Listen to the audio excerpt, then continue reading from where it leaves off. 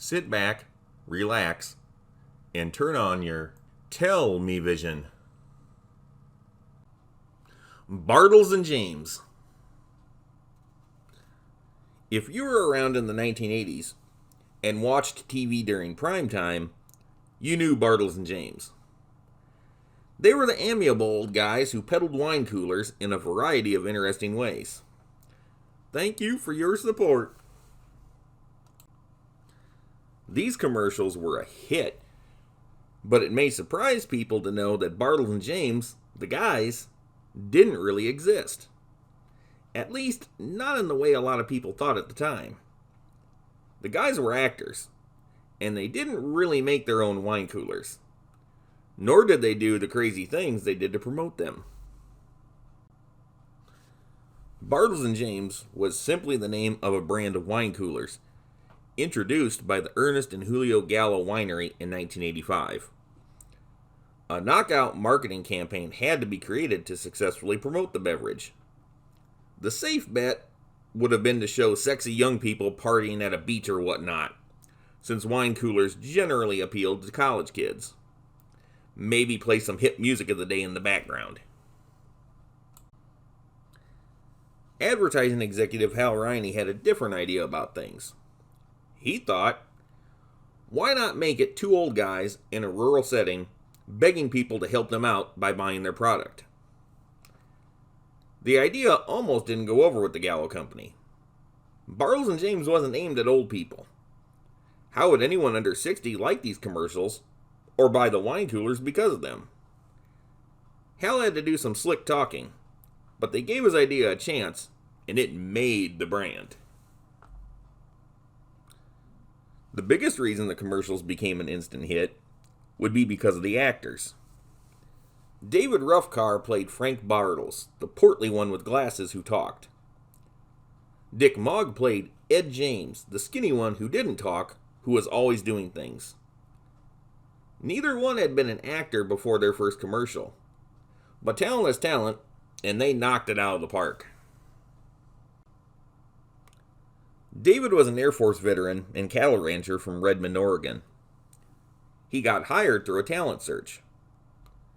Dick was a general contractor from Santa Rosa, California. The characters were modeled after the Gallo brothers, at least in physical resemblance. I would have to say that some of the influence had to come from the Newhart sitcom, by way of the characters Larry, Daryl, and Daryl. Larry, Daryl, and Daryl were country bumpkins in Vermont who always did the most unusual things. Only Larry talked, while the other brothers remained silent. It was often indicated that they had more intelligence than their appearance let on. At least some of the qualities of this terrific trio led to the creation of Bartles and Jaymes. To a lesser, but still important degree, the character of Ernest P. Worrell had to be an influence. Ernest was created in 1980 and was originally a character that promoted various products on TV commercials. In 1987 and throughout the 90s, he would star in a successful series of movies.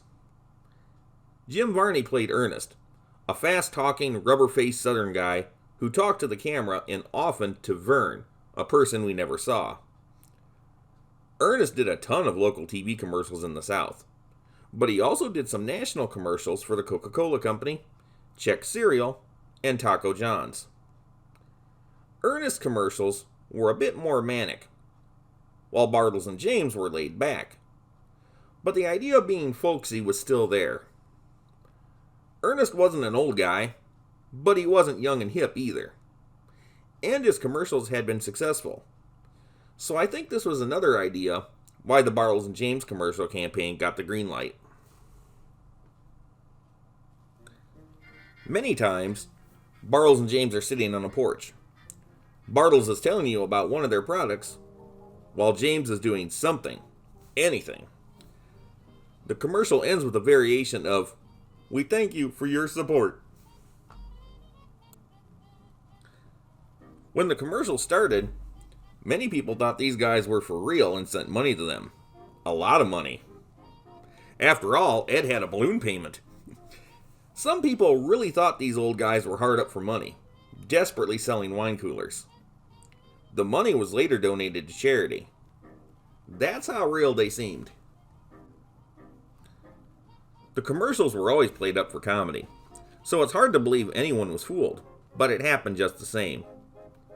The commercials only got wackier as time went on. Ed would be flying a blimp or conducting a band. The sky was literally the limit. And still, they never lost their laid-back charm. Bartles Jaymes weren't cutting edge. They didn't try to be cool. Yet some of their biggest fans were the 20-somethings few people besides Hal Riney believed would buy the drinks. I was a little kid at the time. My parents were in their later 30s. My grandparents were in their 60s. All of us loved these humorous commercials at the time, and I know it was that way for a lot of people. Did the Bartles and Jaymes guys actually like the product?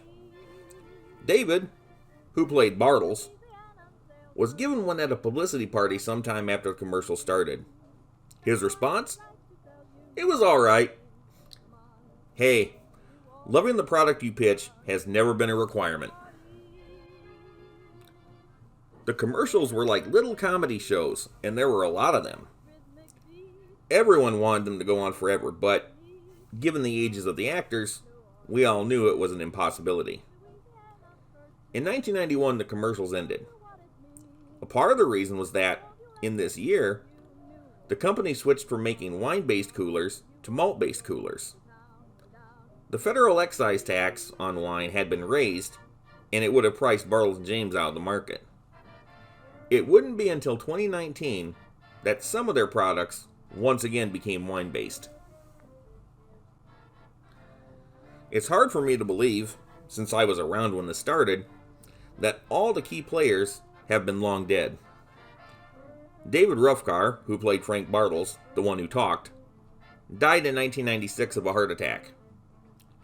Dick Mogg, who played Ed Jaymes, died much later of cancer in 2015. Hal Riney, the man who started it all, died in 2008 of cancer. The Gallo brothers, who were quite old at the time, have both died. Julio died in 1993 from a car accident. Ernest died in 2007 at the age of 97.